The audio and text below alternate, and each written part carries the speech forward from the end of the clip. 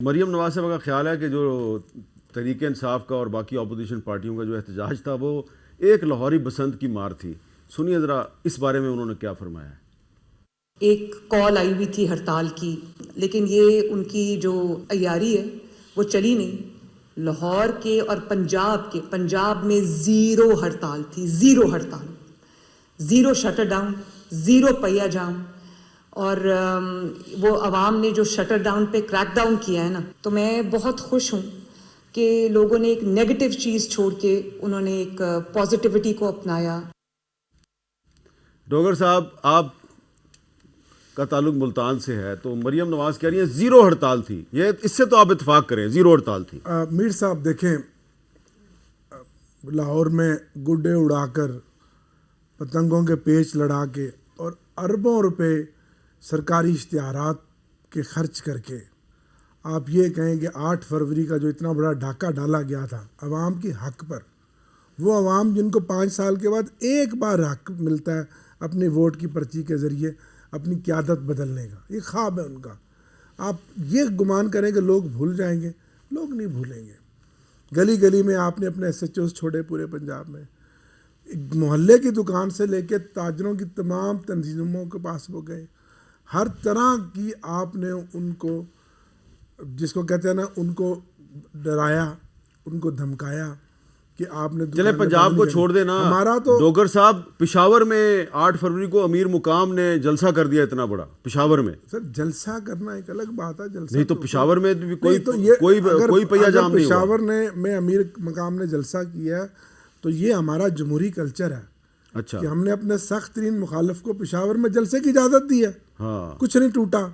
और फिर मरियम नवाज भी इजाज़त दे दे हमें मीनार पाकिस्तान में जलसा करने की। ये जो मकबूलियत और अवाम की बात करती है, पता लग जाएगा।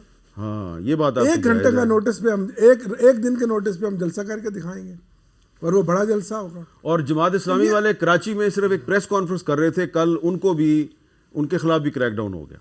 नहीं, और कराची में तो हमारे कारकुनों के खिलाफ जो कुछ हुआ है वो आपकी सोच है। हम सोचते थे कि भाई पीपल्स पार्टी चलो जैसी भी है, सो कॉल्ड जमहूरियत है, जमहूरियत के लिए कुर्बानी है मोहतरमा शहीद बेनज़ीर की, चलो पीपल्स पार्टी में कल्चर है, जमहूरियत का राग अलापते हैं। लेकिन उन्होंने भी वही कुछ किया जो पंजाब में। लेकिन कॉल दी थी तहरीक तहफ़्फ़ुज़ आइन के सरबराह महमूद अचकज़ई साहब ने। तो कल वो आसमा जहांगीर कॉन्फ्रेंस में मौजूद थे, मैं भी वहाँ पर मौजूद था। तो वहाँ लोग उनको पूछ रहे थे कि ये आपने तो कॉल दी थी पहिया जाम की, तो आप तो कॉन्फ्रेंस में पहुँचे हुए हैं, गाड़ी में बैठ के आप आए हैं। सुनिए ज़रा उन्होंने क्या जवाब दिया। एहतजाज था और आप एहतजाज में शामिल नहीं हुए PTI का?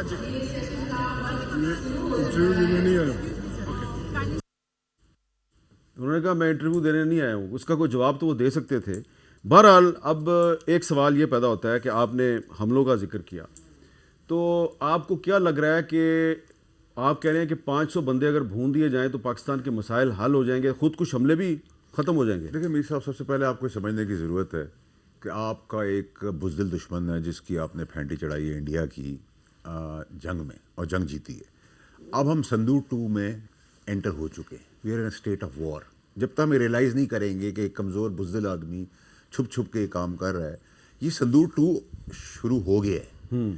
अब इसकी अगर कन्वेंशनल साइड शुरू हुई वॉर की, तो हम 10 गुना ज़्यादा फेंटा मारेंगे। हम उसके लिए भी तैयार हैं, चुकंदे बैठे हुए।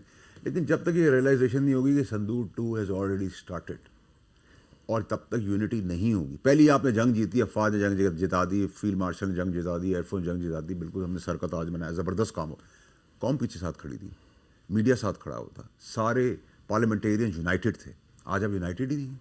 जब आप यूनाइटेड नहीं और अगर आप अपनी सियासत को एक टेररिज्म के बीच में ला के सियासत चलाने की कोशिश करेंगे, तो अब मैं आपके तवज्जो से क्लैरिटी से बता देता हूँ कि इस ऑपरेशन के तहत ना कि फ़ौज के बारे में बकवास सुनी जाएगी। जिनकी 4 दिन पहले शादी हुई उन्होंने शहादतें दी, किसी की 10 दिन बाद शादी थी उसने शहादत दे दी, किसी का बच्चा न्यूबॉर्न हुआ है फ़ौजी का, वो शहादत लेके इस दुनिया से चला गया। आम आदमी बिलबिलाड़ मरे, तो शिया सुन्नी हमारे भाई हैं, मस्जिद के अंदर हो गया, बर्बरियत हुई। अब अगर आप इस ऑपरेशन के बीच में अपनी सियासत लाएंगे, आपको टेररिस्ट के तौर पे ट्रीट किया जाएगा और डील किया जाएगा। और सिवियरिटी कौन ला रहा है? अब तो सुहेल अफरीदी साहब जो हैं उन्होंने कोर कमांडर पेशावर के साथ बैठकर सूबाई एपेक्स कमेटी के इजलास में एग्री किया है कि हम एक दूसरे के साथ ताउन करेंगे। मैंने कहा सर अगर कोई आएगा तो बड़ी स्ट्रिक्ट पॉलिसी है इसके अंदर कि बहुत एक्सट्रीम पे जब ऑपरेशन को लेके जाएंगे और उस सियासत किसी ने बीच में करने की, मैंने कहा मैं अपनी बात कर लेता हूँ, तो भून दिया जाऊंगा, रगड़ दिया जाऊंगा, दहशत गर्दों की तरह ट्रीट किया जाऊंगा, ना कोई बकवास सुनी जाएगी। और अगर सोहेल अफरीदी ने इकदाम किया है, अच्छा इकदाम है, अच्छा काम करेगा तो अच्छा इकदाम करेंगे, बाकी सब भी यही इकदाम कर रहे हैं। इस इकदाम के अलावा आपके पास कोई रास्ता नहीं है और औकात और हैसियत भी नहीं है कोई, क्योंकि आपने तो लड़ना नहीं है, ना आपने जंग जिताई है, ना आपने जंगे मुसल्लत जरूर कराई अपने मुल्क के ऊपर, आपने उनके साथ दोस्ती के हार पैदा किए हैं, तिजारतें की है, कारोबार किए, मैंने तो नहीं किया। मैं आपको बता रहा हूँ अपने सियासतदानों की, ये जंगे भी हमने सियासतदानों ने की है,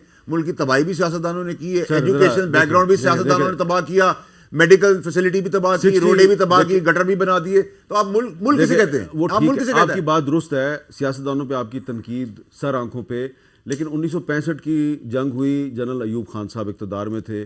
1971 की जंग हुई, जनरल याहिया खान साहब इक़्तिदार में थे। 1999 में कारगिल की जंग हुई, जनरल परवेज़ मुशर्रफ साहब जो हैं वो उसके ज़िम्मेदार थे नवाज शरीफ साहब उस वक्त वज़ीर आज़म, लेकिन कार्रवाई तो मुशर्रफ साहब की छोड़ थी। देते सर आप। चले ठीक है, ये बात आपकी दुरुस्त है, लेकिन डोगर साहब आप इससे एग्री करते हैं कि इनफ इज़ इनफ, ये जो तरलाई कलाम में इमाम बारगाह पे एक वहशत नाक किस्म का हमला हुआ है, 36 लोग शहीद हुए हैं, इसके बाद अब दहशत गर्दों के साथ माफ़ी की कोई गुंजाइश नहीं? कोई गुंजाइश नहीं सर, इसमें तो कोई दूसरी राय नहीं। इतना दिल खराश वाक़या है कि वो मुसलमान हमारे शिया भाई जो नमाज जुमा अदा कर रहे हैं और सजदे की हालत पे दहशत गर्द वहाँ उनको निशाना बनाए, इससे बड़ी घटिया और मज़मूम हरकत हो नहीं सकती। लेकिन फिर भी जिस तरह से फ़ौरन रिप्लाई किया फोर्सेस ने, CTD KPK को मैं सकालत तशीन पेश करता हूँ कि नौशहरा से उनका एक ASI शहीद हुआ, जवान शहीद हुए, जहाँ से वो चले थे फ़ौरन वहाँ छापा मारा गया, फ़ौरन रैपिडली, ठीक है, और वहाँ उनके ऊपर फायरिंग भी हुई और यहाँ तक वो पहुँचे। ये ज़रूर है कि इतने हिफाजती इक़दामात, इतनी सिक्योरिटी, इतनी इंटेलिजेंस एजेंसीज़ की रिपोर्ट्स के बावजूद यहाँ तक उसका पहुँच जाना, ये भी एक बहुत बड़ा सवालिया निशान है। बिल्कुल ठीक है। अच्छा, मैं आपको थोड़ी सी मज़ीद एक टाइमलाइन देना चाहता हूँ। ये 2002 यानी कि 9/11 के फ़ौरन बाद से पाकिस्तान में खुद कुछ हमलों का सिलसिला शुरू हुआ था, लेकिन इस्लामाबाद जो है यहाँ पर हम देख रहे हैं 2008 के बाद से ये कई दफ़ा खुद कुछ हमले हो चुके हैं। और 2 जून 2008 को जो इस्लामाबाद में डेनमार्क का सफारत खाना है, इसके बाद कार बम धमाका हुआ था, 6 अफराद जाँ भाग हुए थे। 6 जुलाई 2008 को आपपारा जो चौक है इसके नज़दीक पुलिस के अफसरों और जवानों पे खुद कुछ हमला हुआ था, 19 एहलकार शहीद हुए थे। इनकी यादगार भी वहाँ पर मौजूद है, जिसकी आजकल हालत बहुत ख़राब है, उसको बेहतर बनाने की ज़रूरत है। 20 सितंबर 2008 जो है मैरियट होटल जो है यहाँ पर एक खुद कुछ धमाका हुआ, 54 अफराद जो हैं शहीद हुए। 5 अक्टूबर 2009 अक़वाम मुत्तहिदा का जो वर्ल्ड फूड प्रोग्राम ऑफिस है इस पर खुद कुछ हमला हुआ, 5 लोग यहाँ पे शहीद हुए। 20 अक्टूबर 2009 इस्लामिक यूनिवर्सिटी पे खुद कुछ हमला और बहुत से लोग यहाँ पे भी मारे गए। 3 मार्च 2014 ज़िला कचहरी F8 में एक जज समेत 11 अफराद शहीद हुए, बहुत से लोगों की टांगें चली गई, बाजू चले गए। 11 नवंबर 2025 district and session court G11 में खुद कुछ धमाका हुआ, 12 अफराद शहीद हुए। और 6 फरवरी 2025 तरलाई कलां में इमाम बारगाह में खुद कुछ हमला हुआ, 36 अफराद शहीद, 160 ज़ख्मी हुए। तो जो ये फैसल वाडा साहब ने कहा है ना कि ये जो भारत का ऑपरेशन सिंदूर है वो अभी चल रहा है, लेकिन अपनी प्रॉक्सीज़ के ज़रिए चल रहा है।